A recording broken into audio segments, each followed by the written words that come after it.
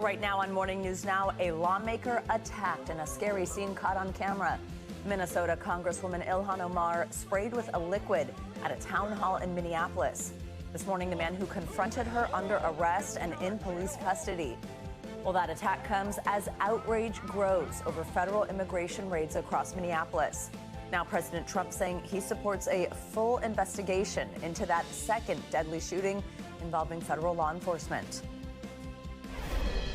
I'm going to be watching over it. I want a very honorable and honest investigation. I have to see it myself. Plus, Homeland Security Secretary Kristi Noem facing growing calls to resign. We will bring you the latest.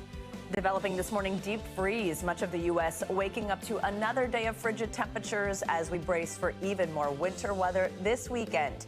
We are tracking the conditions, the dangers, and what to expect where you live. Plus, tech on trial. Several Silicon Valley CEOs heading to court in a wave of landmark lawsuits over social media's impacts on kids. We'll bring you the claims and break them down as the first trial gets underway. And Wakey Wakey, the new research linking sleep schedules and heart health that proves early birds really do get the worm.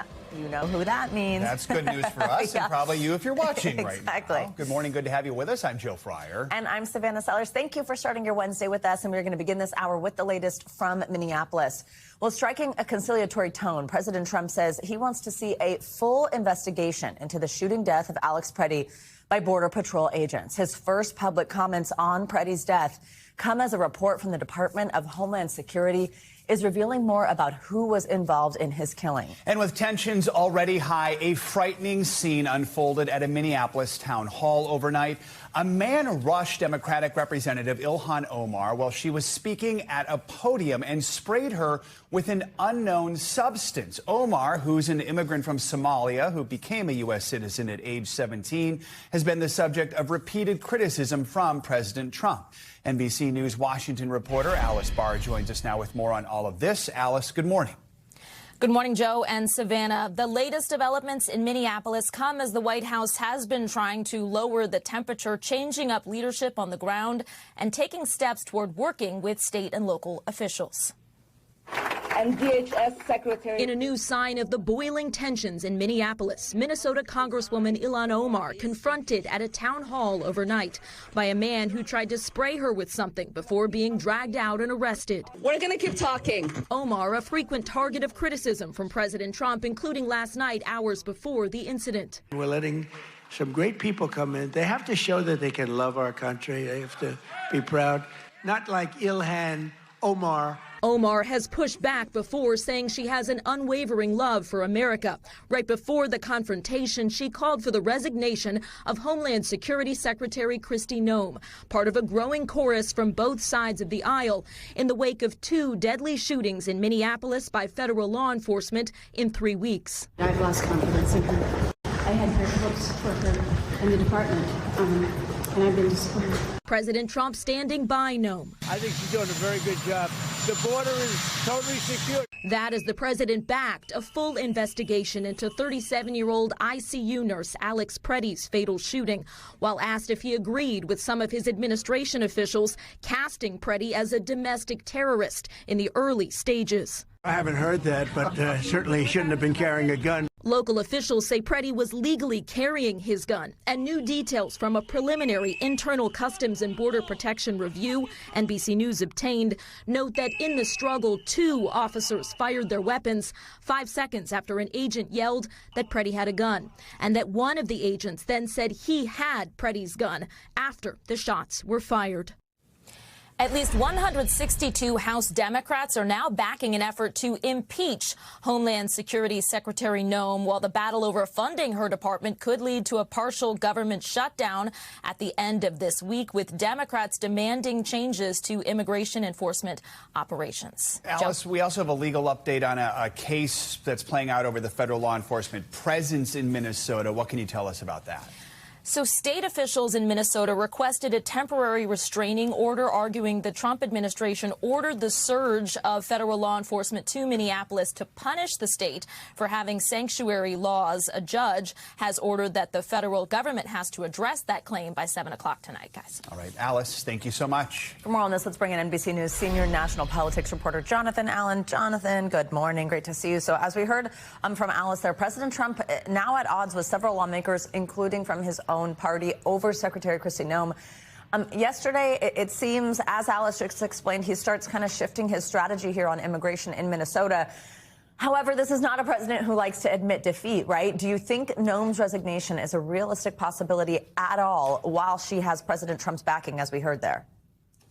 Good morning, Savannah. Good morning, Joe. I do not think that as long as she has President Trump's backing that her resignation is likely to occur. That said, President Trump has frequently changed his mind on a dime about about who he wants in cabinet roles and other jobs. So, look, she seems to be safe for right now. You heard the president making the argument in that clip that the southern border is secure, which is one of his favorite things to talk about in terms of accomplishments of things that he had promised during the campaign. Members of the Senate, Republican members of the Senate, calling for her to resign or for her to be fired. I don't think that's going to move him unless it was an overwhelming group within the Republican conference in the Senate.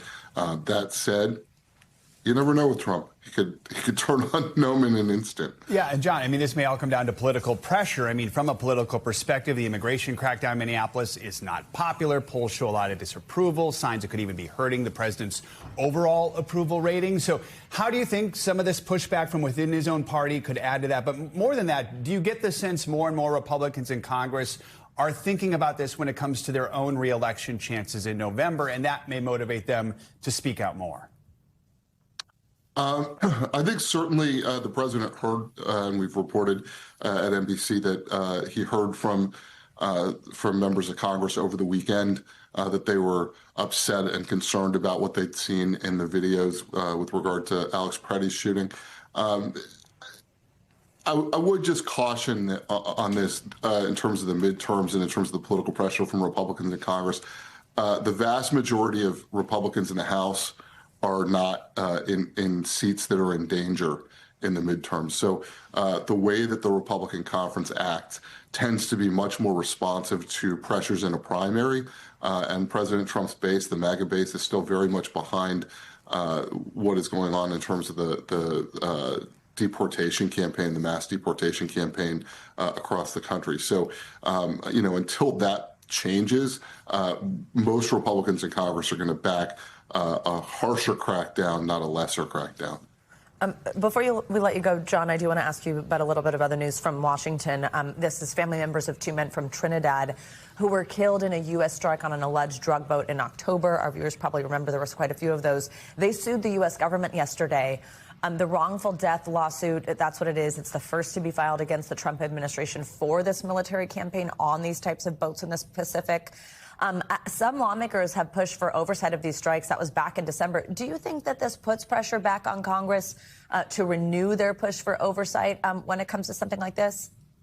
I don't. I think that the president has the support, again, of most of the Republicans in Congress. In fact, all of the Republicans in Congress support him to some degree.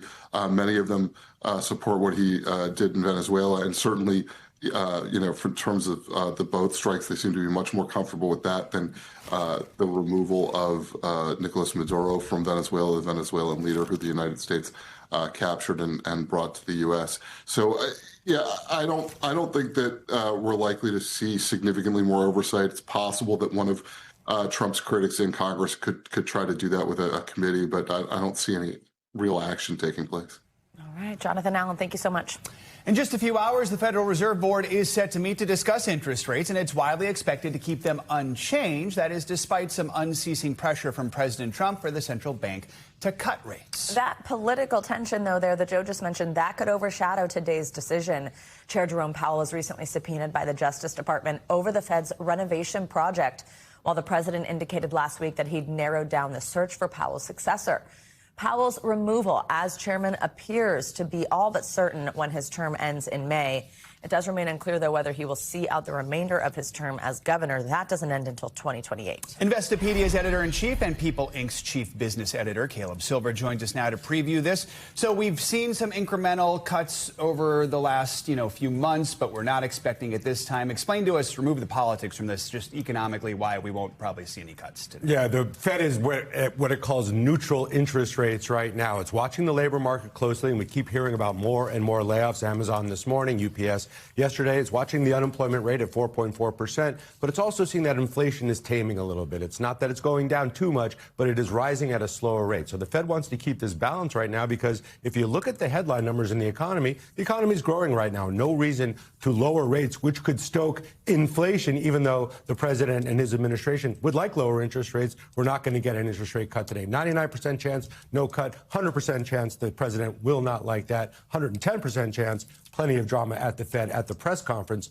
following today's decision. Does any of the political drama playing out in the background we just mentioned impact the Fed's decision making? Not at all. And you're going to hear Fed Chair Powell asked about that repeatedly in the press conference following the decision. And he will say steadfastly, politics has nothing to do with this. We're trying to do the right thing by the American people by keeping monetary policy right where it is right now. We seem to be in an okay place. He'll be asked 100 times, and 100 times he will not comment on it. When it comes to just everyday folks managing their bills and their finances, obviously in the short term, they wouldn't expect much of a change. But just looking down the road this year, just what's your advice to people? What should they be looking out for? Yeah, we're going to have a slow creep of interest rates lower and down and to the right. You mentioned that Fed Chair Powell's term ends in May. We're probably going to hear, maybe even today, about who the president's nominee to replace him is going to be. Whoever that is going to also want lower interest rates. So rates are going to go down, just not a lot. What does that mean? It means that the money you have in the savings account right now, if it's high yield, 3 to 4%, that's not going to get higher. It's probably going to get lower. Your credit card APRs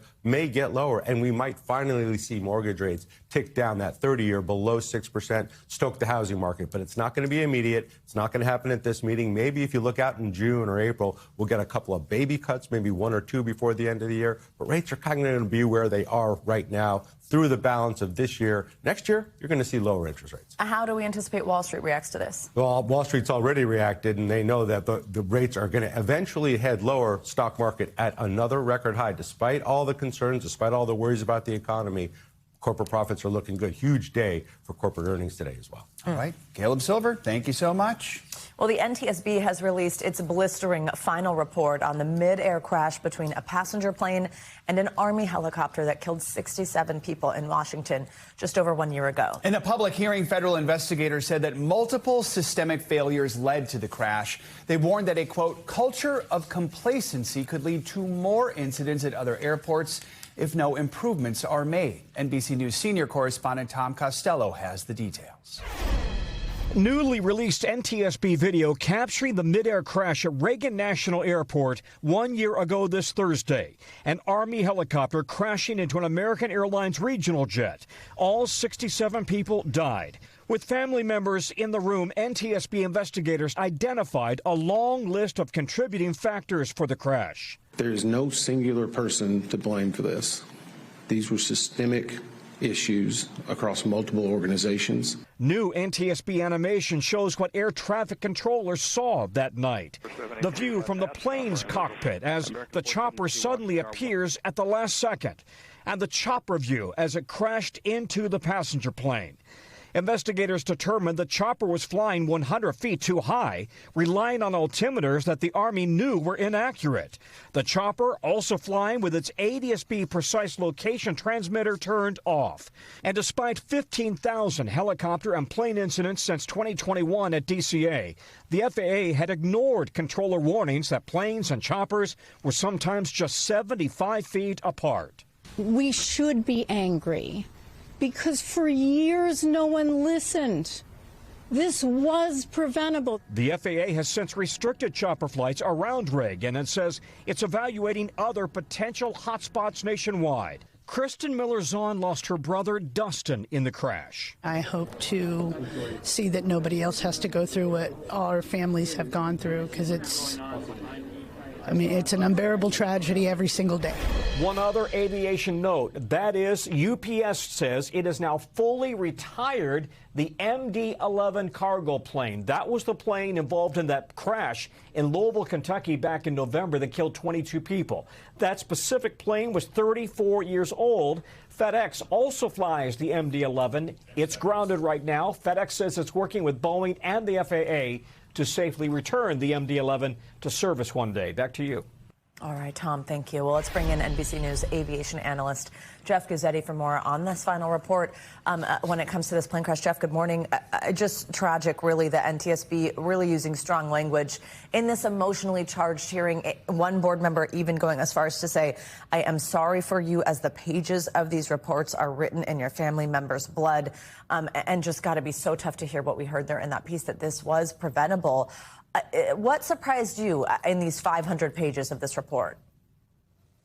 Good morning, Savannah. Yeah, so it was a long board meeting yesterday. They covered a lot of ground. The couple of things that surprised me the most was how busy it was, how that controller was working, I think, 6 airplanes and 5 helicopters at the same time. And also that he wasn't really getting much help from the tower manager or from the operations supervisor. The tower was fully staffed, but there was just a complacency, a cultural drift over the past few years that led to this accident. Jeff, my understanding is that controller, it was 12 aircraft total, 7 planes, 5 helicopters. Is that situation unique to Reagan National Airport? I mean, how much should travelers worry about something like that? I don't know if it's unique. It was certainly prevalent at National's Tower for years leading up to this. And the morale of the tower was blown in 2019 when the FAA downgraded it from a 10 to a 9, which meant salaries were cut. I don't think flyers should be scared to fly into National. It is safe, but it could be safer. And I think this accident will really put the spotlight on making National Airport a much safer airport than it was. In that vein, we know Congress introduced a bill that would require aircraft to have advanced locator systems to help avoid collisions. Some of the details there with things that seem to be not working properly in the helicopter, I think, are probably pretty stunning for our viewers. Do you think that this report ends up sparking change, sparking enough change, I guess I should say, to make sure something like this never happens again? I think so, Savannah. I think that the NTSB did a thorough job here. 32 recommendations to the FAA, I think 8 to the U.S. Army, and I think Congress is listening. It's close. It's in their backyard. The years and years of degradation of the operations and the busyness of National Airport and this accident are all combining to I think that will prod Congress to write into law a lot of these recommendations. All right, Jeff Guzzetti, thank you very much for joining us this morning. Feels like there is no end in sight for this relentless winter weather. Millions of people are still under extreme cold warnings from the Great Lakes to the Gulf Coast. And amid those freezing temps, the eastern half of the U.S. is still trying to clean up after this weekend's massive snowfall. Yeah, this lasting impact of the storm, it's also becoming clear with reports of at least 51 weather-related deaths across the country. And this brutal stretch of cold is set to continue with record lows, possibly all the way into next week. NBC News correspondent George Solis joins us now from Nashville with the latest. George, good morning. I mean, Tennessee is one of the places hit hardest by the storm, especially when it comes to the loss of electricity. How are people managing this frigid cold when, you know, in a lot of homes, you need electric power to get that heat? Yeah, good morning, Joe and Savannah. Yeah, it's still very much frozen here. As you can see, it's been a slow recovery process because roads are still frozen, just like the sidewalks are still frozen. There's still a lot of frozen tree debris, which is very heavy to move. At last look this morning, there's still more than 100,000 people without power just in the Nashville area alone. There have been linemen, hundreds of them, working around the clock to get people back on the grid. We have been inside homes where people have no power, and some of them finding very creative ways to try and stay warm, right? Anything from setting up a camp inside of their home to bundling together, adding layers. We actually talked to a gentleman who is unhoused, who doesn't feel very comfortable staying at warming centers around the city, but he's staying with a friend, finding ways to stay warm. So, I mean, it really is kind of an all hands on-deck operation to make sure you are staying warm. But one thing to note, one local hospital here actually reporting that they've treated more than 40 children for carbon monoxide poisoning. So there is a struggle here to stay warm. And just a reminder to all of those people who may be going through challenges to definitely be careful if you're using those space heaters or a gas stove to try and stay warm, which officials urge people not to do, guys. Such important information there. What else are we hearing from officials, George, when it comes to keeping safe? I'm sure getting around the threat of trees falling, anything like that. What else are they telling people? Yeah, Savannah, it sounds like a tired trope, but the messaging from officials here is to be a little patient. And on that note, some customers, power grid customers here, have been complaining that they've actually been receiving text alerts that their power has been restored. Now, this has been going on because as linemen work and restore power, they may get power for a second. That triggers an alert. So obviously, it just adds to a lot of frustration and confusion, especially if you're trying to make plans, because many people here have been staying at hotels around the region to get back home, check on their property, make sure their pipes haven't burst. So believe me, even though days are starting to warm up significantly, there is more cold on the way. And when the sun does set, it really just tends to refreeze out here. So it's really going to be a prolonged event here. And that is what officials have stressed, which is why they're urging patience. Because, again, we're really not out of the woods yet, guys. And speaking of patience, many Americans have been dealing with widespread flight disruptions all week. Many of them might still be stuck wherever they were over the weekend. Where do things stand with the delays? Are we starting to see things return to normal? Still early to tell at this juncture, but I looked at FlightAware this morning. You're looking a little more than 700 delays and cancellations, which is a big jump from the thousands that we have seen over the last several days. Now, those numbers could well creep up throughout the day as conditions, start to, move around airports. All of this, of course, creates a ripple effect over these last several days of long time delays and cancellations. But the hope is for a lot of folks that are trying to get from point A to point B is that there is some improvement. And again, just looking this morning compared to over the last several days, I'm going to be the cautious optimist here that it is somewhat of an improvement. So hopefully it stays that way, guys. All right, George Solis with the frozen glass half full. We appreciate that, George. Thank you so much. Let's get a closer look at these bitter cold temperatures with your Morning News Now weather. Angie Lastman is here with the frigid forecast. Yes. Good morning. Guys, I know we're looking for some kind of warmer air, and we just cannot find it, unfortunately. We don't have quite as many folks under these cold alerts this morning, but still a good chunk of Florida, parts of the mid-Atlantic, stretching to the Ohio Valley, and a couple of spots across the South still included in that as we wake up to temperatures in the single digits for places like Chicago. For your actual temperatures, Cleveland, you're right there with them. But, of course, sub-zero feels like temperatures. So minus 14 in wind chill for Chicago. We've got 19 degrees in Nashville, the 30s for Houston, the 20s for Dallas. We are going to be stuck in the freezer, not just this morning, but all the way into the afternoon. You're going to want to bundle up. We've got only the teens for your highs in Cincinnati. Green Bay tops out at 10 degrees. Farther to the East Coast, 23 degrees for Washington, D.C. And a lot of these locations are running 10 to even 30 degrees below normal for this time of year. Unfortunately, as I mentioned, we just can't find the warm air. That goes for tomorrow, too. It's the teens for Columbus, 20s for St. Louis and New York City, 30s for Richmond, and 30s for Nashville. And even by the time we get into the later parts of our work week and into this weekend, we're going to see this next shot of cold air kind of settling in. So just 12 for Detroit on Friday. We've got the teens for St. Louis on Friday, the 20s for Roanoke, and New York City tops out at just 19 degrees as we wrap up our work week. Now, this is going to be kind of an incredible stretch of cold air that we're seeing, and we've got a couple of potential records or some facts to talk about. So let's start with Chicago, where it's the coldest winter so far since 2017, 2018. So it's been a while since you have dealt with temperatures for this prolonged period for this season. We've got to look all the way back to 2017. Meanwhile, Cleveland, if you guys have 9 straight days with highs under 20 degrees, that'll be the first time since way back in the early 1960s, 1961 to be exact. We can't, of course, leave out New York City. So far, we've had 4 consecutive days below freezing. That potentially could be a record if we get to 16 days. And you might think, well, 16 days, that's a long way. Yeah, I hear boos from the studio. Unfortunately, guys, there's a potential that we could break this record. There's a possibility. We really don't look to come above freezing for a while. I understand your concern. I am also concerned by this.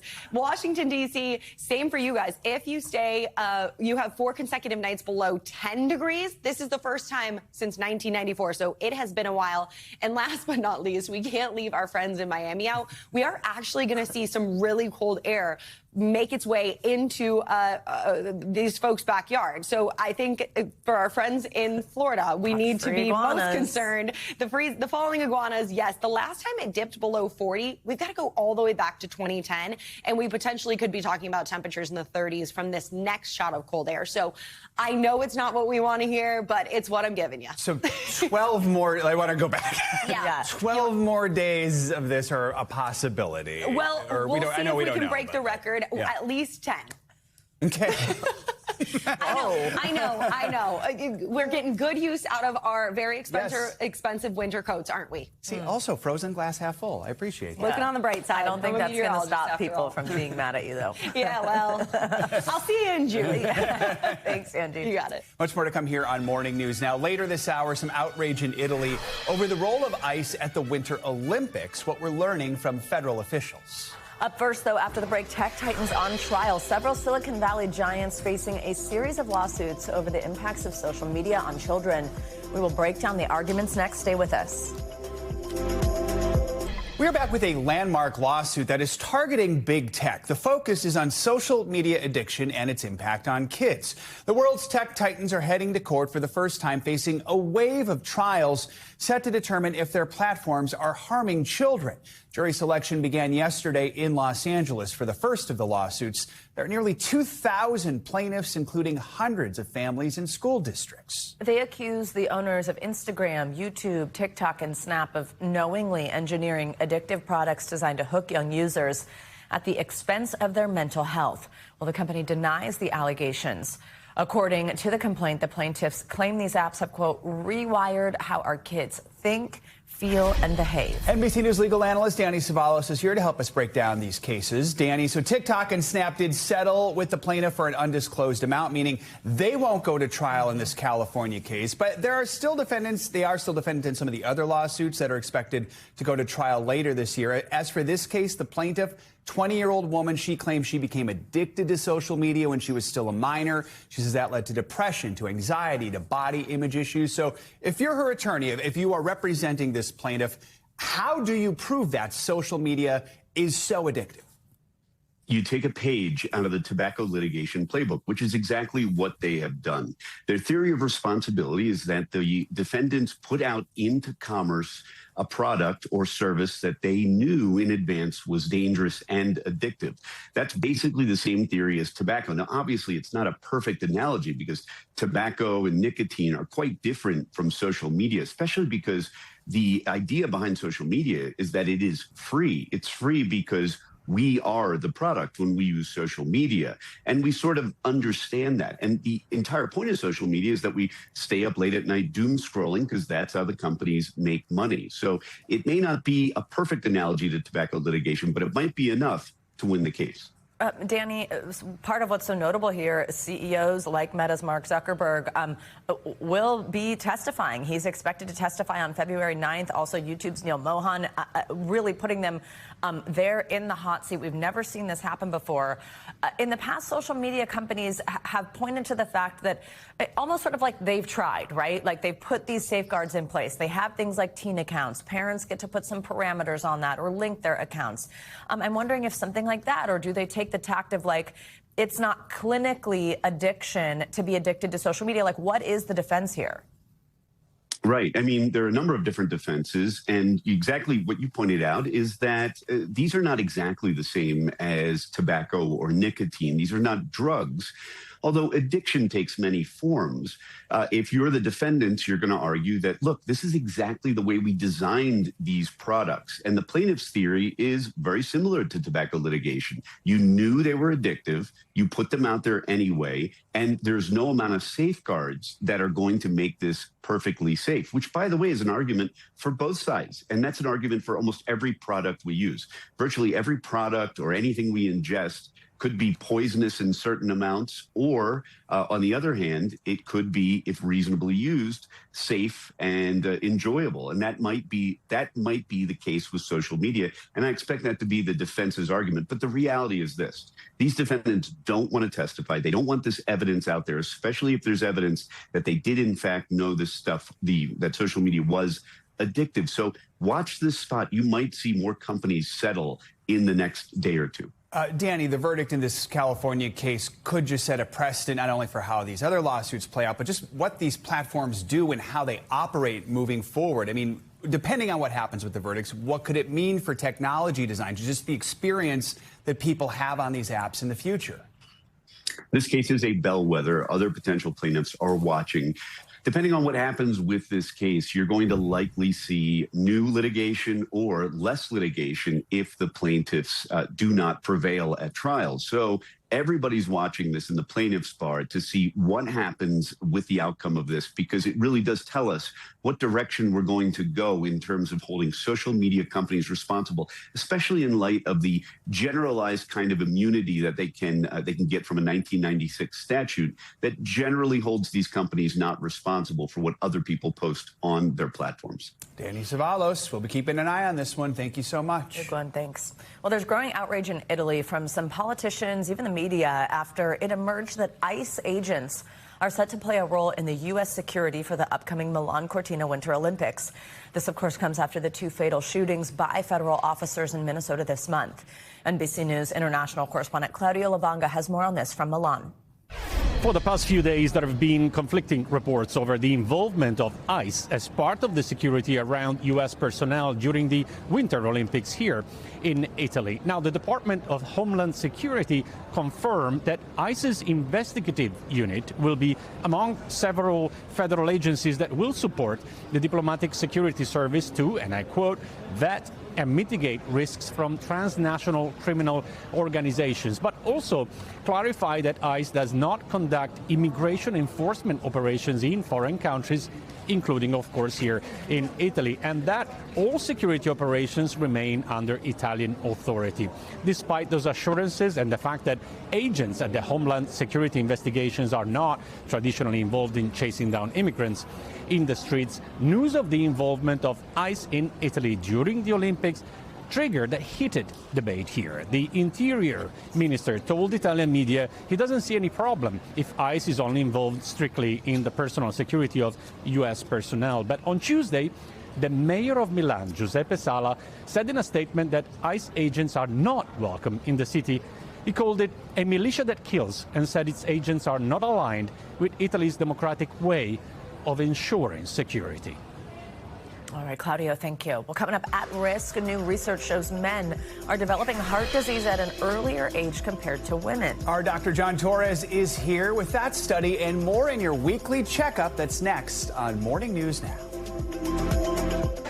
Back now with our weekly medical checkup. This week we are looking at how TikTok could be influencing the foods you eat. Plus, why staying up late may take a toll on your heart. Here to break down these health headlines is NBC News medical contributor Dr. John Torres. Dr. Torres, always roundup dance. Our dancing doctor. We love him. We're going to start with this new study. This is from the American Heart Association. It found that men are developing heart disease earlier than women.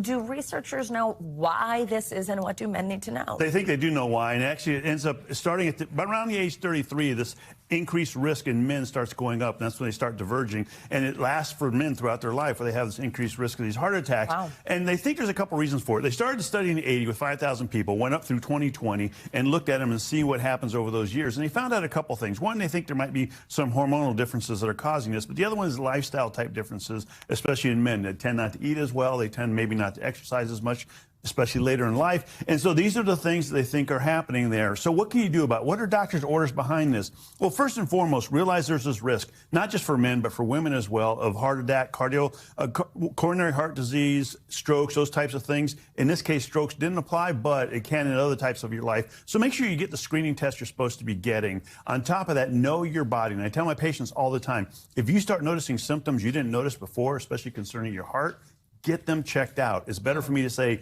it's nothing and you go home wasting time than for you to have a heart attack or some other issue like that. While we're talking about heart health, we know there's new research about night owls. This is men or women, people who stay up late. What's the research finding for them? Like in medicine, we like to rename everything. These are evening chronotypes, or night owls. And so we like to give them sounds like a name. vampire. Wait, say it again, say it again. Evening chronotypes. That's a night owl? That's a night owl. Wow, evening chronotype. But it turns out that it's linked to worse heart health, and it actually increases your risk of a heart attack or stroke by 16%. Oh, great. And they think there's a couple reasons behind it. One, a circadian misalignment. In other words, your body is telling you to go to sleep, but you don't because you're staying up late for a variety of reasons. Often it's because you're on your phone or on TV or hanging out with friends. True. But on top of that, you also end up having bad habits that you accumulate at night. Number one, you don't get as much sleep. Number two, people tend to smoke more, and people tend to eat bad foods, especially as the night goes on. If you ever want to see bad foods, and I'm not narking on too many people here, but go to the emergency room at night and you'll see nothing but sweets there, because at night those sweets keep you awake and keep you active in the ER, not the best food. So what are doctors' orders? Well, essentially doctors' orders are to know what kind of cycle you have there and try to realign your sleep-wake cycle so you get that 7 to 9 hour sleep. That's extremely important. Limit caffeine and alcohol before you go to bed so that way you can get to sleep when you're supposed to get to sleep. What was that name again? Evening chronotypes. That'd be a great name for like a nighttime podcast. Or a band or a podcast. Exactly. Yeah, I love that. Okay, last study, we teased this. TikTok maybe influencing your food preferences. What's this? It does, and they actually looked at this and looked at thousands of people, and what they did with social media, and they found out that social media shaped what and where they ate. And these are influencers on there telling you what to eat, where to eat, and so they end up following these influencers. And it applies to this user-generated content because it builds trust for people, and they trust what they're listening to, and so they end up going to those foods, which aren't necessarily always the good foods. And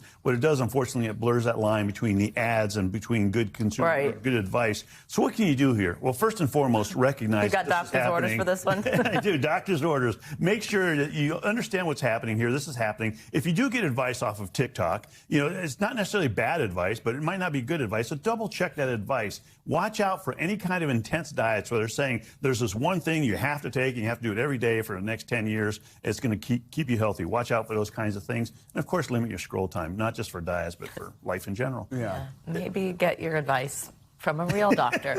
Although it is interesting because, I mean, for years before social media, ads influenced so and that was not good. No, that was at not least good. On TikTok, maybe it's hit or miss. And it's interesting. They looked at these 7 factors, and the biggest factors were, how much do you trust that person, and has that gone viral? If it's gone viral, you're more likely to follow those trends. Well, that's the thing, too, that especially as a New Yorker, it's kind of incredible, I guess, like from the business perspective, what it can do, because there'll be restaurants that have been here since I moved here. And nobody goes to them. Or they're kind of like, you can always get in, and then one, viral, like, croissant cookie thing means there's always a line there. And we always laugh about it. I'm from Colorado. We always laugh about it. And I always tell them, New Yorkers love a line. Yeah, I know. There was a whole SNL sketch about that. We do.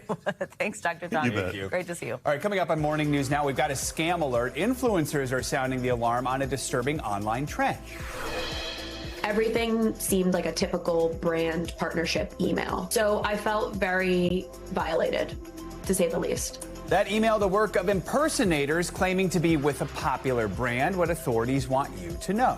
Plus another retro revival, this time at McDonald's. A look at the classic Happy Meal toys making a comeback after 40 years. Your Money Minutes next. We'll be right back. We are back with a warning about a new scam targeting young women on social media.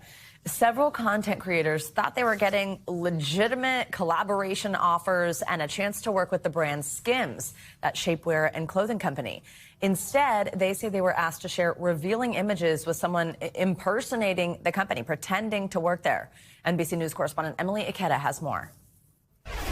The shapewear brand Skims burst onto the scene in 2019 under the helm of media mogul Kim Kardashian, quickly growing into a multi-billion-dollar business. Let's talk about Skims because their stuff is so good. But its success on social media, now the target of scammers. I am disgusted. Some content creators say the brand, famous for its bodysuits, bikinis, and underwear, is being impersonated in a disturbing attempt to obtain revealing images of young women. I I am posting this mortifying story as a cautionary tale. Julia Santucci, who says she's partnered with Skims before, received an email she thought was real, asking for standard digitals in swimwear and a 30-second video for consideration for a Skims collaboration. What they were asking for, the email it was coming from, the grammar, everything seemed like a typical brand partnership email. So she complied. It was the follow-up email that set off alarm bells, asking her to reshoot the front angles with slightly less coverage. How did that make you feel? It was in that moment I knew I messed up and maybe let my ambitions and my eagerness, take over reason. So I felt very violated, to say the least. And what are they doing with those images? God forbid a minor fell for this. NBC News talked to multiple women who sent photos to an email at skimswimwear.com thinking it was the real company, including a 17-year-old. Reality TV star Sophie Bellardi posted saying it happened to her too. It was dumb. This also happened to my castmate on Survivor, Sophie Segretti, who has an MBA from Columbia. I have one from Duke. We're very smart girls, so I'm saying this so that people don't also get scammed. Skims says it recently became aware of disturbing reports involving individuals impersonating Skims, telling NBC News it did not send the messages and is not involved whatsoever in these abhorrent activities, adding that it takes these incidents extremely seriously. NBC News reached out to the email address behind the messages and did not hear back. Impersonation scams pretending to be a business, government agency, or celebrity are nothing new. But as the social media influencer market balloons, the Better Business Bureau has warned of aspiring social media influencers falling for phony sponsorships. These scammers will pretend to be like skincare brands. The most impersonated companies on social media range from Dick's and Wayfair to Macy's and Amazon. I always call it being politely paranoid. Rather than assuming it's real and trying to prove it's fake, assume it's a scam and try to prove it's legit. That's unfortunately the age that we live in right now because AI has made it easy for us to automate all of the scams that we see. As for Julia, she says she's glad to share her story as a warning. If I just helped one girl, then that was my goal. Emily Ikeda, NBC News. Staying with business headlines, consumer confidence has plunged to its lowest levels in years. NBC News business and economy reporter Allie Canal has our Money Minute. Hey, Allie, good morning. Good morning, Savannah. That's right. Americans are feeling a lot less confident about the state of the U.S. economy. The Conference Board says consumer confidence took a steep dive in January, dropping to levels not seen since 2014, including the pandemic years. Survey respondents pointed to stubborn inflation, especially gas and food prices, along with tariff uncertainty and a cooling job market as key concerns clouding the outlook. Meanwhile, UPS is planning to cut up to 30,000 jobs as it continues to scale back deliveries for Amazon. The company says those shipments simply don't pay enough, even as UPS posted strong earnings and raised its 2026 revenue outlook. The job cuts will come through driver buyouts and by leaving positions unfilled as workers leave, another sign of how logistic giants are rebalancing as Amazon builds out its own delivery network. And from cutbacks to comebacks, McDonald's is leaning hard into nostalgia. The fast food giant just brought back its most requested Happy Meal toys, the Changeables, marking their first return since the early 1990s. The shape-shifting toys, which morphed from classic McDonald's items into robots and dinosaurs, first debuted in 1987 and have become so collectible that some sets now sell for hundreds online. And this comes as McDonald's is really leaning in on that nostalgia factor, those value deals to drive people back into stores because, spending budgets have been a little more tight. And I mean, what better way to get your Happy Meal in? Get a toy for your kid. I love it. Or a dog. Or for you. As Joe pointed out moments ago when we were teasing this, we do it all here, from heart health stories to the McDonald's Happy Meal to the evening chronotype. That is me. I know. I'm looking at my Oura ring. We're both 4.5 hours of sleep. I'm like, all right, gotta get to bed early tonight. Put it in my to-do list. Yeah. Thanks, Allie. Thank you. Coming up on Morning News Now, a lesser-known sport now in the Olympic spotlight. We've been waiting for ski-mo to be in the Olympics for a while and super excited that it's going to be happening this year. We return what you need to know about ski mountaineering, also known as ski-mo, ahead of its debut in the Winter Games. Stay with us.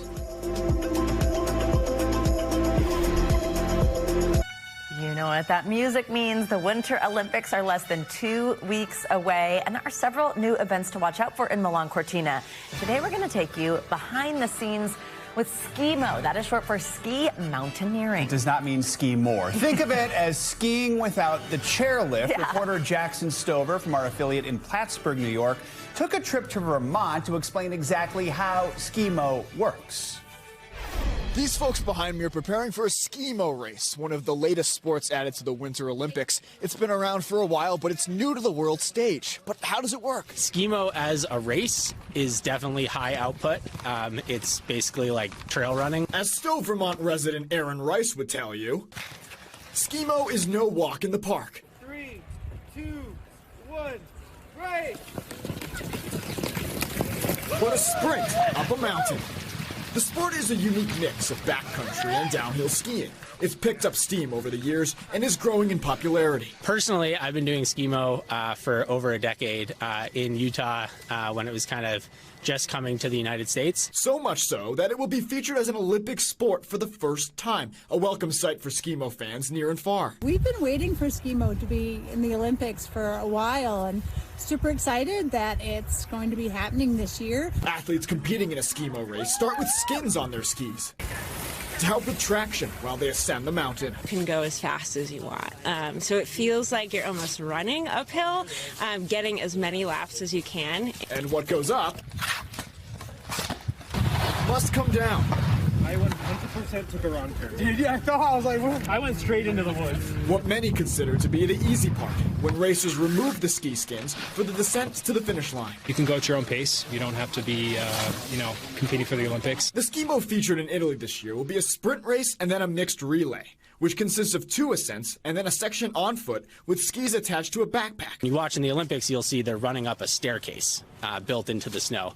They're coming down through gates. And basically, when you're competing at that high level, everything needs to be controlled. Local athletes anxious to tune in and hope their sport is in the spotlight for years to come. Our thanks to Jackson for that report. I mean, they are true athletes right there. Between that and the one where you ski and then shoot things. Yeah. You know. Do not forget, we won't let you forget, coverage of the Winter Olympics begins with the opening ceremony on February 6th. You can watch it live on NBC, and it'll stream on Peacock. All right, that'll do it for this hour of Morning News Now. Stay with us. The news continues right now.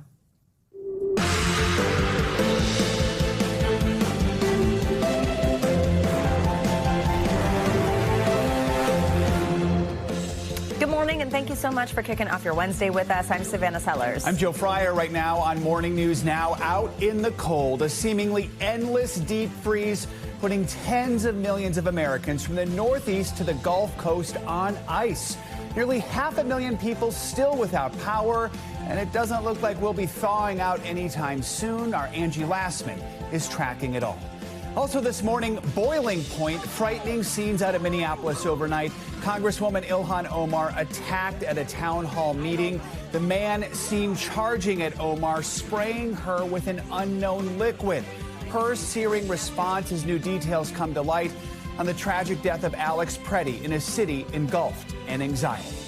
Plus, another key move from the Federal Reserve expected later today. Interest rates back in the national spotlight after a roller coaster start to 2026 on Wall Street and Main Street. Will President Trump's politics play into the central bank's latest decision? And what could it all mean for your bottom line in the coming months?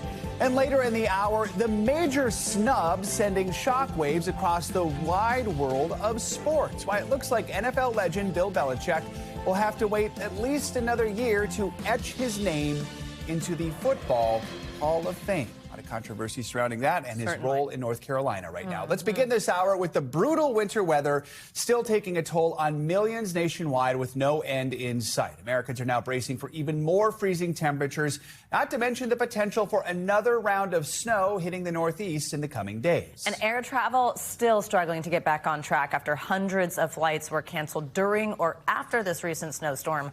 Our own Angie Lassman will have the forecast for us in just a moment, but we begin with NBC News correspondent George Solis in Nashville. George, good morning.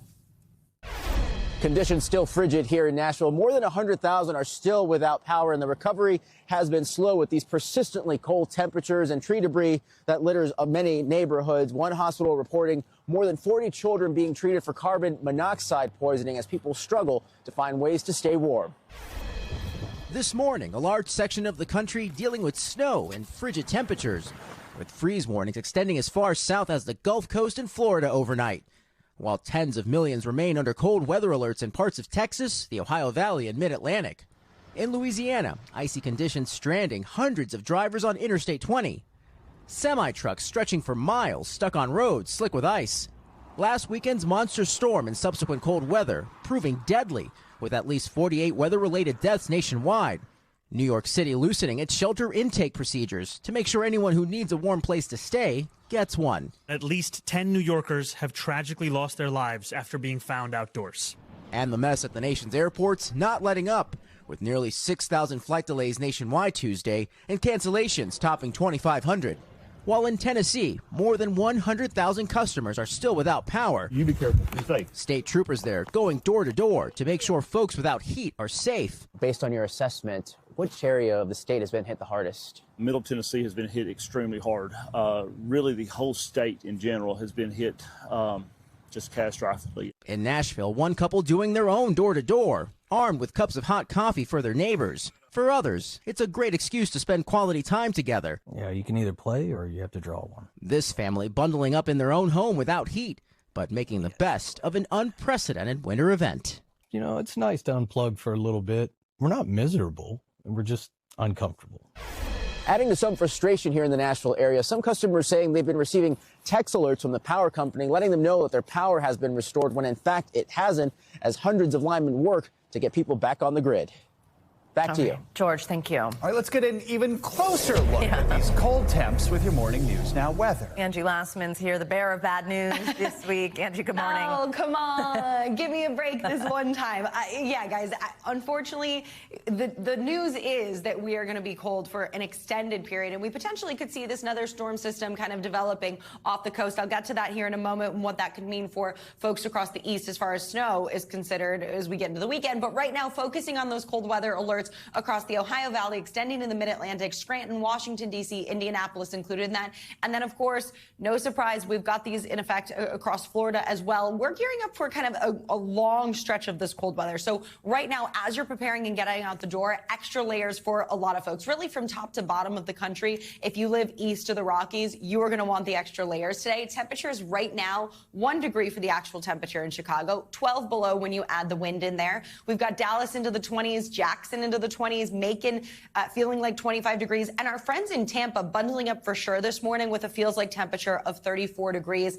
Even New York City feeling like just for sub-zero for Cleveland. That cold air is here for the extended period. We really have to look well into the future to see us even getting above freezing in places like New York City. So we're stuck in the freezer for the long period, but we've also got the potential for some developments when it comes to a storm system off the coast in the coming days. So here's a look at our American model. Let's start with this one first, and stick with me here because we've got some differences in these models, which is why I'm going to show both. But we've got the potential for this strong storm to kind of develop just offshore as we get into Saturday. Notice that brings some of that snow into places like the Carolinas. We'll see some of that additional air and some moisture. That means, of course, folks are dealing with the travel impacts, potentially snow and wind for our friends as we get into the extreme areas of the East Coast as we get into Sunday. Notice where the American model is, a little closer to shore. That's going to make a difference on who sees snow when it comes to parts of the Northeast and New England as we get into Sunday.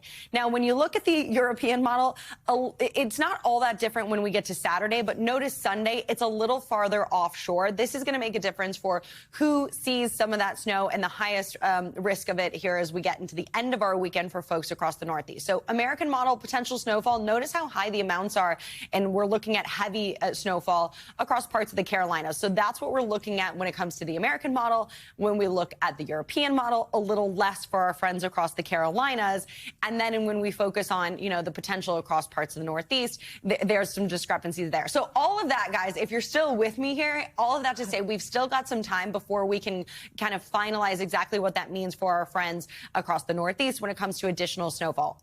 all of this to say it's still going to be cold. I mean, we're still going to see those kind of impacts. So the potential for maybe some snowfall, some additional snowfall is there. The southeast and parts of the mid-Atlantic will see that on Saturday, but still a lot of to determine, I should say, as we get into Sunday for parts of the east. So in the east, question mark? Yeah, exactly. I mean, that's the reality of meteorology sometimes. There's some discrepancy. If it's going to be cold, it might as well snow. I mean, Right. we might as well The people with flights taken off, I think, might disagree, but yes, I understand the visual aspects. I'm impressed by how many different ways you've told us on your maps it's cold, like record cold, bitterly cold, consecutive days of cold. Yeah. Listen, I got to add some variety. You guys will tune out. Meteorological thesaurus. We get the headline, here. Angie. We get it. Cold. See you in a bit. You got it. Minneapolis is on edge following a frightening incident at a town hall meeting. It happened last night. Representative Ilhan Omar was rushed by a man who sprayed her with an unknown liquid. Security then tackled him to the ground. The attack is adding anxiety to an already tense city after the shooting deaths of Renee Good and then Alex Pretti. Now residents are waiting to see the impact of a change in ICE leadership and wondering when agents will leave their city. NBC News correspondent Morgan Chesky is in Minneapolis again for us with the latest. Morgan, good morning. Yeah, Joe, good morning. And even with the news that an unknown number of federal agents will be departing Minneapolis, residents here tell me that they are still absolutely anxious and fearful as to what exactly will come next. And those feelings only fueled by what took place at this Minneapolis town hall late last night in a chaotic attack caught on camera.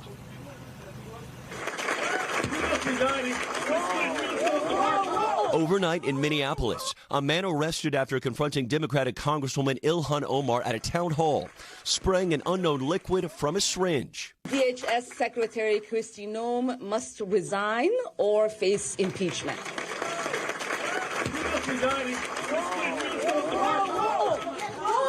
President Trump, who has often publicly attacked Omar, telling ABC News overnight that he hadn't seen video of the incident, adding she probably had herself sprayed. Knowing her, Omar posting, quote, "I am okay. I don't let bullies win." And tensions are running high throughout Minneapolis over the Trump administration's immigration policies, with new details emerging about the death of 37-year-old U.S. citizen Alex Pretti. A preliminary internal Customs and Border Protection review obtained by NBC News says 2 officers fired their weapons during the confrontation, but not specifying whether they both hit him. According to the report, during the scuffle, an agent shouted, quote, "He's got a gun." About 5 seconds later, the 2 officers fired. After Pretti was shot, an officer said that he had possession of the ICU nurse's weapon. The report not saying that Pretti ever held or brandished the gun. One woman who took some of the widely circulated video of the incident speaking out yesterday. Alex being shot is the most memorable part of it. I watched him die. Saying she had not been contacted by investigators. New videos stoking new fears. This one appears to show an ICE agent trying to enter the city's Ecuadorian consulate. That nation's government sending a notice to its U.S. embassy demanding it not be repeated. While at a growing memorial for Pretti, residents say they're feeling anxious. We're Minnesota nice, and this is terrible what's happening. And meanwhile, we've learned that a federal judge has issued an order prohibiting the deportation of a 5-year-old boy and his father. Liam Ramos was that child whose photo went viral last week when he was taken into ICE custody following the arrest of his father here in Minneapolis. Since then, the father and son have been sent to a facility in Texas. That is where they will be remaining because of this order, preventing their deportation by DHS. In the meantime, that agency has not responded to our request for comment. Joe. All right, Morgan, thank you. Well, in Washington, President Trump is commenting for the first time publicly on the fatal shooting of ICU nurse Alex Pretti. This comes as a growing number of lawmakers in both parties are calling for an investigation into his killing and accountability for the agents involved. NBC News senior White House correspondent Garrett Hake is outside the White House with more for us on this angle here. Garrett, good morning. Savannah, President Trump says he welcomes that idea of an investigation and would be watching it closely. The president holding previously scheduled events focused on the economy and the cost of living both today and yesterday, as he and the White House look to lower the rhetorical temperature around Pretti's shooting and, if possible, to change the subject. The public uproar over the weekend killing of Alex Pretti by federal agents following President Trump as he tried to focus on the economy yesterday. We're doing a big investigation. I want to see the investigation. I'm going to be watching over it. I want a very honorable and honest investigation. He was also asked if he agreed with early statements from officials in his administration, including top advisor Stephen Miller and Homeland Security Secretary Kristi Noem, that Pretti was a domestic terrorist. I haven't heard that, but certainly he shouldn't have been carrying a gun. But hey, look, bottom line, everybody in this room, we view that as a very unfortunate incident. 2 Republican senators joining Democrats Tuesday calling for the ouster of Noem. I've lost confidence in him. We would be better served with new leadership at the department. She has taken this administration into the ground on an issue that we should own. The president, who met with Noem for hours in the Oval Office Monday night, standing by her. I think she's doing a very good job. The border is totally secure. As White House staff scrambled to deal with the fallout from the shooting, one of those GOP senators also criticizing Miller, an architect of Trump's immigration policy, who called Pretti an assassin soon after the shooting. Stephen Miller never fails to live up to my expectations of incompetence. Miller, in a new statement, attempting to shift scrutiny to Border Patrol agents, saying they may not have followed protocol during the incident. Trump also facing questions about his staffing changes in Minneapolis, including the reassignment of another controversial figure who had been the face of the administration's efforts there. Border Patrol Commander Greg Bavino sent back to his sector in California. Bavino is very good, but he's a pretty out there kind of a guy, and in some cases that's good. Maybe it wasn't good here. Replacing Bavino on the ground in Minneapolis is Tom Homan, the White House border czar, someone who's seen as having the president's trust and a cooler, more professional way of doing business. The White House hopes that Homan can negotiate with Democratic officials in Minnesota to allow for more deportations with the help of local officials and with less violence. Governor Tim Walz described their first meeting yesterday in positive terms, but the governor's position has not changed. He wants federal agents out of the state and accountability for his 2 citizens killed by those agents. Savannah? All right, Garrett, thank you. The FAA says it's working to identify airport safety hotspots. This after the NTSB released a blistering final report into the mid-air crash at Reagan National Airport in Washington. 67 people were killed in that collision that happened 1 year ago tomorrow. In a hearing yesterday, investigators said the FAA ignored several warnings about air traffic. Tom, good morning.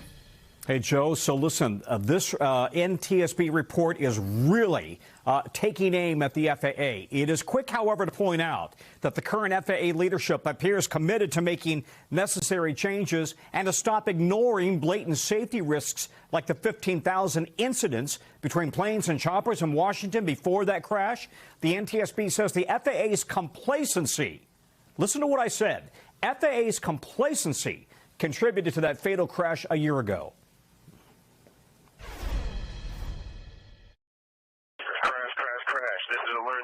January 29th, 2025, the deadliest U.S. aviation crash in 24 years as a U.S. Army Black Hawk helicopter collided midair with an American Airlines regional jet preparing to land at Reagan National Airport. All 67 people on board died. And this morning, newly released surveillance cam video from that night capturing the horrific moment of impact. On board the plane, members of the U.S. figure skating team. As a mom, I can only imagine all that you've been through. In the NTSB boardroom, some family members turned away as investigators played the new video. The final report is 500 pages long. I'm sorry for you. The pages of these reports are written in your family members' blood. Also new NTSB animation showing the view from the plane's cockpit as the chopper suddenly crashes into its right wing at the last second. And animation from the chopper's cockpit as it climbs at the last second into the plane. Investigators determined the chopper was flying 100 feet too high, relying on altimeters the Army knew were inaccurate. And despite 15,000 chopper plane incidents and 85 close calls, the FAA ignored warnings that planes and choppers were at times just 75 feet apart. Is it complacency? There was complacency occurring in that tower on some level. The NTSB says Reagan National continues to struggle with fully staffing the tower. Hamad Raza lost his new wife, Asra, in the crash. I had the person I was going to spend the rest of my life with. I feel like everything I had planned has crashed.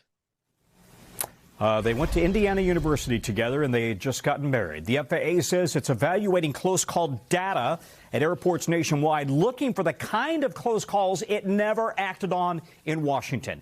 It says it's already acted at Burbank, Van Nuys airspace in L.A., where it's now lowered the traffic pattern by 200 feet to deconflict helicopter and plane traffic. It says it's already seen a reduction there in collision avoidance alerts. And, of course, it has already dramatically restricted chopper flights around DCA. Joe, FAA has got to be held accountable. They're in charge of keeping the airspace in this country safe. They failed dramatically in the case of Washington National. Nationwide, they need to do a better job. That's the verdict from the NTSB. Certainly an eye-opening report there. All right, Tom, thank you so much. Yeah. Got much more to come on this hour of Morning News Now, including how an imminent decision on interest rates from the Federal Reserve today could impact America's broader economy and our bottom line in the coming months. First, after the break, a stunning show of force in the Middle East. President Trump's latest military armada heading toward waters off the coast of Iran. More on that next.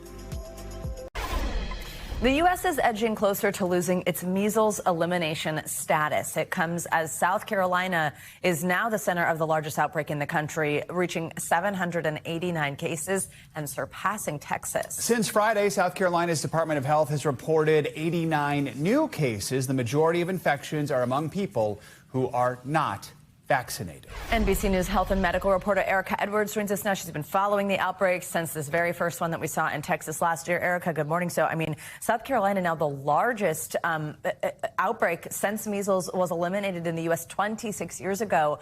What do we know about when it started and how and why it's spreading so quickly? Hey, good morning, Savannah. So the first cases in Spartanburg County, South Carolina, popped up in late September.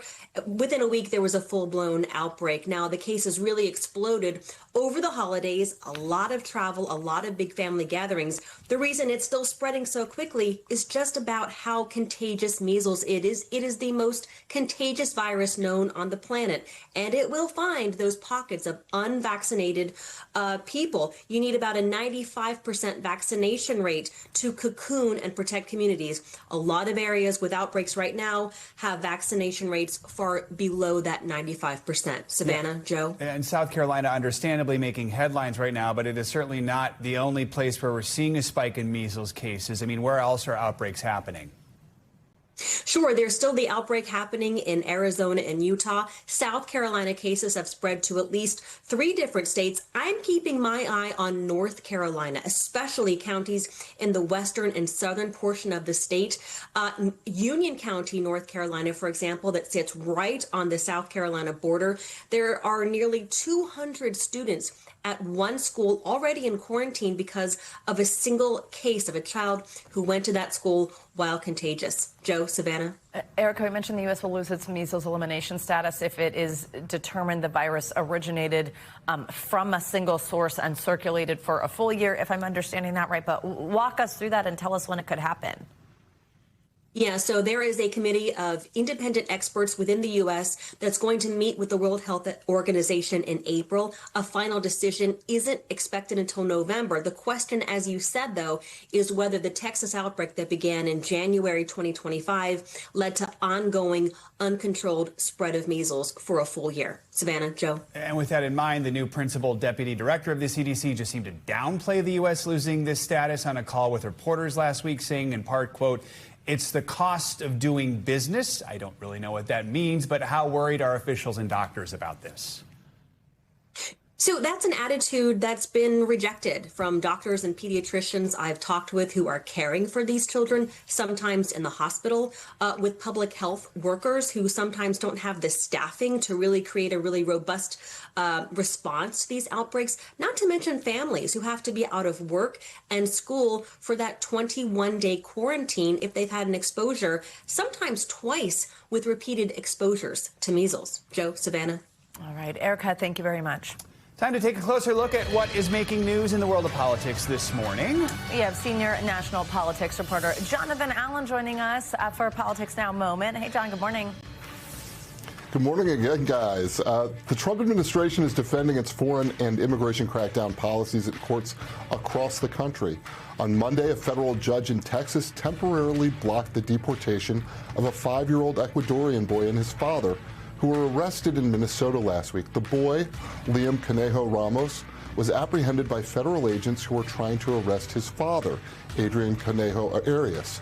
Drawing sympathy from critics of President Trump's mass deportation campaign, neighbors had said the boy was used as bait to lure the father out of a home.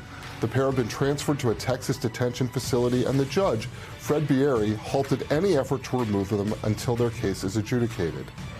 Back in Minnesota, the state's chief federal judge, Patrick Schultz, has ordered ICE Chief Todd Lyons to appear in court to answer for what Schultz says is a pattern of the immigration agency defying or delaying its cooperation with court orders. The court's, quote, patience is at an end, Schultz wrote in threatening to hold Lyons in contempt. On Tuesday, in a first-of-its-kind case, family members of two Trinidadian men who were killed in a U.S. strike on an alleged drug smuggling boat in October sued the U.S. government, accusing it of wrongful death and extrajudicial killings. Chad Joseph and Rishi Samaru were killed in the U.S. military strike October 14th while they were on a boat traveling from Venezuela to Trinidad, their family members alleged in the lawsuit. Joseph and Samaru worked on a farm and were fishing, the suit alleges. It says they were returning to their homes in Las Cuevas in Trinidad and Tobago when their boat was struck. Back to you guys. All right. Thanks, John making his Politics Now debut. We love it. Thank you. Coming up, a major staffing shakeup over at Amazon this morning. Yeah, why the tech titan is reportedly slashing thousands of jobs here in the U.S. and the email misfire that revealed the layoffs a bit early. We're going to explain next.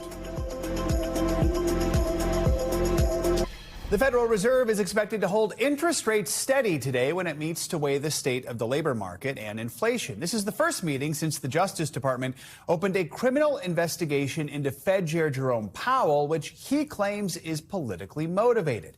Comes amid pressure from President Trump to cut interest rates further. All this rattling the markets, which finally settled down this week with the S&P 500 and gold hitting record highs. Inflation is holding steady at 2.7%. That is above the Fed's 2% target. Here are some specific examples. Ground beef climbed 16% over last year.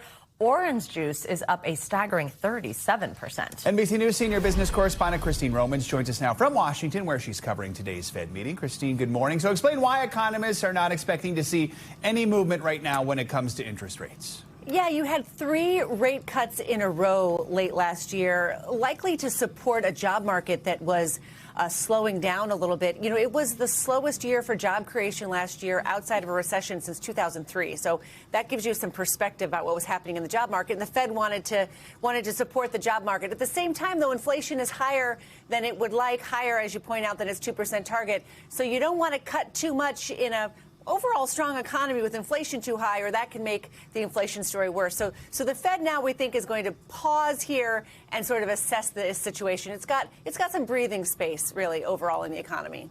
Christine, let's talk about sort of the story going on behind the scenes of this whole thing when it comes to waiting on this interest rate announcement. Fed Chair Jerome Powell speaking out strongly after he was subpoenaed by the Justice Department, saying the independence of the central bank is really at stake here. Does that political backdrop, the criticism that he's facing from the president, impact the Fed's actions moving forward, or at least mean we're going to hear about that today? Certainly, presidents behind the scenes have grumbled about Fed chiefs and Fed policy. Every president would like lower interest rates because that gooses the economy on their watch. But this one is on right out there, front and center. It's unprecedented, the political pressure that this Fed is under. And it really has brought into question the independence of the Federal Reserve. If the president would like to make people on the Fed do what he wants. And ironically, the Fed chief and many other officials in global central banks and former Fed officials have said that ironically would raise interest rates if you start to question the integrity and the independence of the Federal Reserve. So it's a very strange moment here, and I can guarantee you, in that room today with the Fed chief, we will be asking him how they're dealing with it around that table when they're making these decisions. Christine, you're always so good at just giving us perspective about where the economy stands right now. You mentioned the job numbers and how bad last year was. Consumer confidence is also down, but then you got the stock markets hitting some of these record highs. How do you help us understand all that? You know, when I look at the stock market, it has been another fantastic 12 months for the stock market. Really powerful returns year over year. The S&P 500 is up 16%. Look at the NASDAQ. That's really focused on so many of those AI-related stocks. But then why is consumer confidence, as measured by the Conference Board yesterday, why was that the lowest in 11 or 12 years? It's because people, consumers, shoppers, Americans, they are feeling 5 years of rising prices. And even though the inflation rate has improved, prices are still a lot higher today than they were 5 years ago on a lot of things. And that price sensitivity is still a real problem for so many consumers. And you've heard me talk about the K-shaped economy, guys. Think of the letter K. I'm going to put my best Sesame Street on here. Think of the letter K, the one leg of the K that's going up. Those are people who have investments in the stock market, own their home, have a fully funded retirement. They're feeling great about things. A lot of other people, though, middle class, working class, I would say paycheck to paycheck consumers, they're the ones we're seeing in these consumer sentiment reports who are saying things don't feel that great. I feel like I can't make the money last the month. So there's this dichotomy, really, in the economy. And it's important for us to understand that there is that dichotomy. So we're glad you keep mentioning that. Christine, thank you so much. You're welcome. There's been a lot of controversy and debate surrounding how some law enforcement agencies use force when trying to apprehend a suspect. Well, there is a new technique that some local police are using with roots in jiu-jitsu that focuses on de-escalation to keep both the officer and the suspect safe. NBC News Now anchor Gotti Schwartz has this story. In the wake of the shooting of Alex Pretti and the scores of other videos showing federal agents using force to take people into custody, the controversy over the use of force during arrests has reignited. Chokeholds, restraints, and the use of chemical agents now once again under intense scrutiny. This is more about tragically terrorizing people than it is about safety. We will not allow violence against our law enforcement officers. And while the debate rages on at the federal level, police in some smaller local departments like Bellevue, Washington, have been trying something new when having to arrest a resisting suspect aimed at de-escalation and protecting a suspect's airway. Well, we got him in a safe wrap. Safe wrap is really a new way, a new technique to bring someone safely into custody, if you will, without harming them or harming the officer. And that's what our community expects, right? It's a technique that's hard to make out from a body cam. Is that normal, yes or no? So we went to the place where Safe Wrap was invented to see exactly how it works. And this is the Gracie University of Jiu-Jitsu in Southern California. Hinner and his brother Hidon are the grandsons of the godfather of Brazilian Jiu-Jitsu, Helio Gracie, who brought the sport to the United States. Their father, Rorion, was a founder of the UFC. But Hinner says Safe Wrap is a far cry from the chokes and arm bars that Jiu-Jitsu is known for, and was created when a hospital in California asked him to come up with a way to restrain patients having a violent episode without hurting them or putting pressure on their chest and diaphragm. It's usually a dog pile of 5, 6, 7, 8, 9, 10 clinicians plus security guards. Everyone's pulling on limbs. The patient is at serious risk of injury. But there's really only one way to feel the difference between Safe Wrap and the status quo. So Hinner brought me to a class of officers, and they showed me the old-fashioned way. As soon as we went to the ground, I resisted by pulling my arms in and keeping them there. More and more officers joined the pile, and eventually 5 officers were able to get my hands behind my back, but it got intense. When you guys had me down, I felt there was so much force that I felt like if I was going to give you my arms, they were going to snap off. Next, just Hinner and his brother tried Safe Wrap. The Gracies say putting a subject on their side lets officers monitor their face for medical emergencies, allows unrestricted breathing, and reduces the risk of asphyxia. Roll, stand up. It also gives the officers 2 free hands between them to handcuff a suspect while taking away any advantage the subject might have. When you take a person who does not want to be restrained and you put them down on their stomach, you actually give them 3 distinct tactical advantages. Number 1 is they can push off the ground. Number 2 is they can hide their hands under their stomach because they're buried on the prone position. And number 3, if they have a weapon, they can reach it in their waistband and they can use the weapon because you can't see their hands or their waistband in prone restraint. So getting somebody on their stomach gives them a better fighting chance? Yes, it's actually putting someone on their stomach gives them the greatest chance of getting back to their feet. On our side here. Bellevue Police Department in Washington was one of our early adopting agencies. They had their first Safe Wrap application by an officer who had no fighting experience, had no martial arts practice experience in his whole life, and this was his actual very first use of force. Safe rep. Legs are crossed. There's no rush because he can't go anywhere. No one's in a panic. We're good until we get support.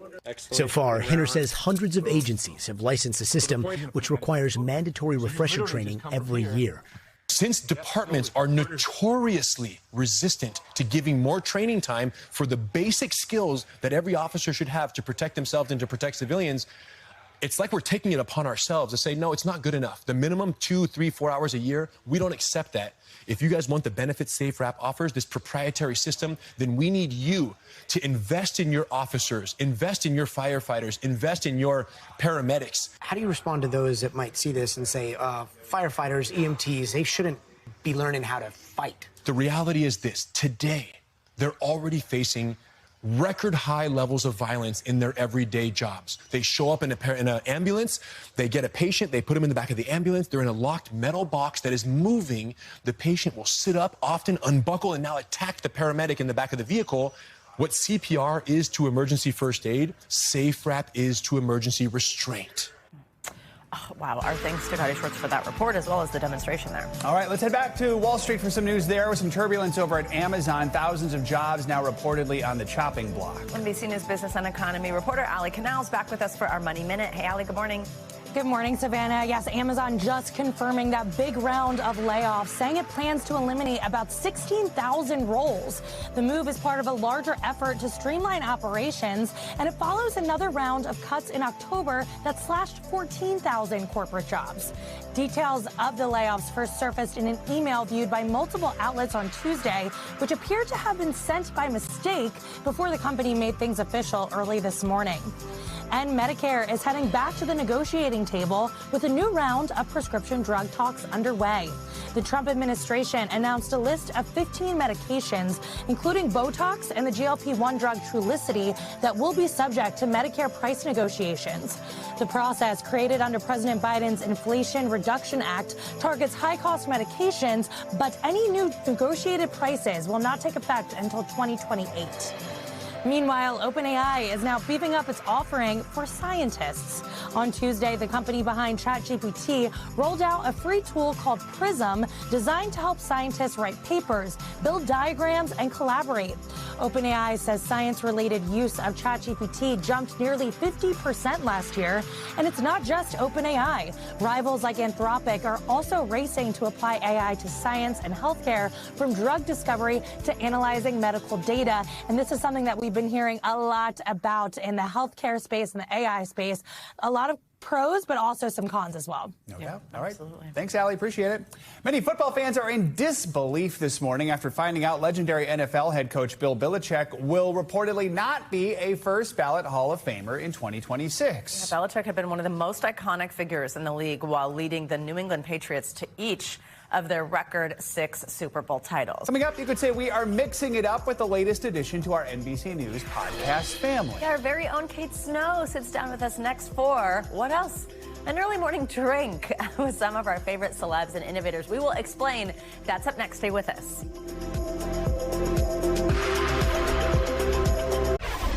We want to end this hour with a toast to a brand new NBC News podcast. Yeah, NBC News Daily anchor Kate Snow is launching the Drink with Kate Snow. Each month, Kate grabs a drink and mixes it up with actors, comedians, athletes, and innovators. Kate is joining us now to chat about the launch here. Kate, good morning. First, congrats. Good morning. Thank you. This is so exciting. Thank you. I'm excited.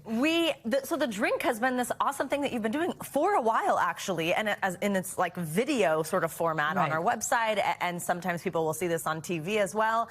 But now it's turning into a podcast, which is just so exciting and obviously such a space to be in. You start with Mel Robbins, and she, so many people know her, turn to her, love her. Let's play a little bit from this first episode with Mel Robbins. We'll talk on the other side. You go to see a life coach, is that right? Yes, yes. And she says what? She looks at me and says, I actually think you should learn how to be a coach, and I will teach you. The truth is, we're all interested in ourselves. We want to be happier. We want to thrive. We want to have better relationships. We want to do work that's meaningful. We all share that universally. I think I have this ability to really spot the needle in the haystack. to see the thing that is the through line that most of us are missing. You can even just like from that little bit there, just hear, understand why so many people love her. Right, exactly. She sees the through line. Yes. What else did she share with you? So a lot of things. We really, the drink is always about how you got to the top of whatever field you're in. And for her, it's not this like straight, clear line. Like she did a lot of things early on. She was a lawyer for a while. And then she talked in depth with me about a moment in her life. I had actually met her in 2009 randomly with a different network and walked into her house to do an interview about her husband, not about her. She wasn't famous.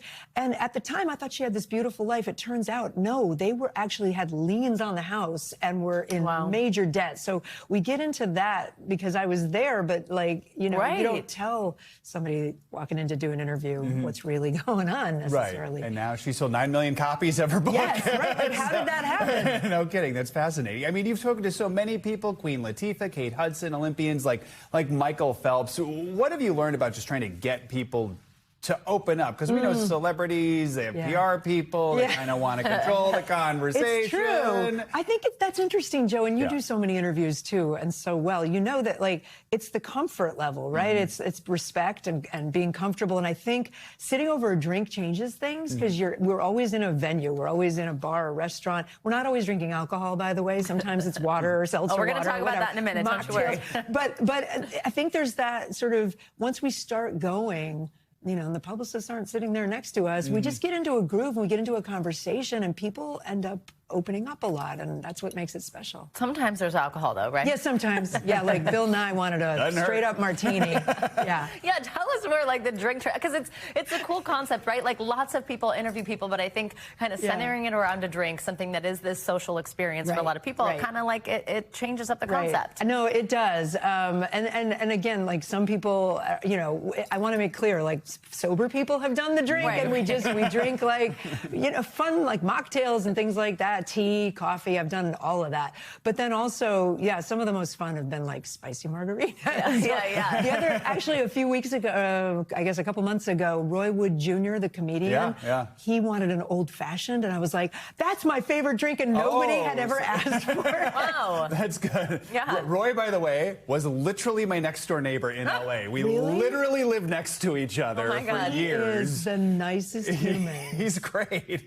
We never saw each other because we were both always traveling. Very good neighbor, in case you're wondering. And a good drinking partner, it turns out. There we go. Let's put something in the universe and manifest it. Dream guest. Dream guest. I mean, oh my gosh, I would absolutely love to. I mean, how about Taylor Swift? Let's just go for the top. But I would also really love to talk to.